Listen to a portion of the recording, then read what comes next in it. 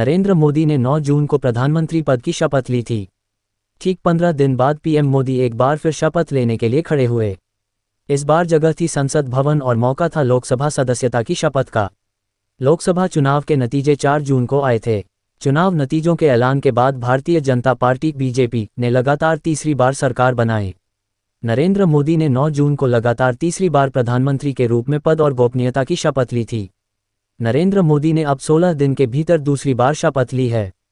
अंतर इतना है कि 9 जून को नरेंद्र मोदी लगातार तीसरी बार प्रधानमंत्री के रूप में शपथ ली थी और अब 24 जून को यानी आज उन्होंने लगातार तीसरी बार संसद सदस्य के रूप में शपथ ली।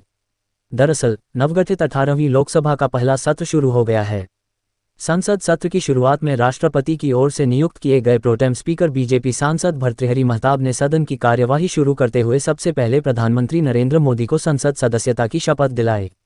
पीएम मोदी ने बतौर सांसद शपथ ली और उसके बाद सांसदों को शपथ दिलाने में प्रोटेम स्पीकर की सहायता के लिए नामित पैनल के सदस्यों को शपथ दिलाई गई।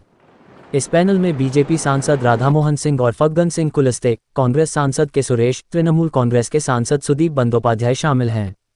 पीएम और प्रोटेम स्पीकर की सहायता के लिए नियुक्त पैनल में शामिल सदस्यों के शपथ लेने के बाद कैबिनेट और राज्य मंत्री बाकी सदस्यों को शपथ दिलाने का क्रम शुरू हुआ।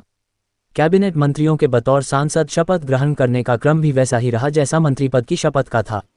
सबसे पहले रक्षा मंत्री राजनाथ सिंह को संसद सदस्य के रूप में शपथ दिलाई गई। राजनाथ के बाद अमित शाह और बाकी के मंत्रियों को शपथ दिलाई गई। गौरतलब है कि नवगठित लोकसभा के इस सत्र में शुरुआती 2 दिन नवनिर्वाचित सांसदों को संसद सदस्य के रूप में शपथ दिलाई जानी है। बता दें कि लोकसभा की 543 सीटों के लिए हुए चुनाव में बीजेपी की अगुवाई वाले एनडीए को 293 सीटों पर जीत मिली थी। बीजेपी 240 सीटें जीतकर सबसे बड़े दल के रूप में उभरी तो वहीं 99 सीटें जीतकर कांग्रेस दूसरे नंबर पर रही। कांग्रेस की अगुवाई वाले इंडिया ब्लॉक को 234 सीटों पर जीत मिली थी।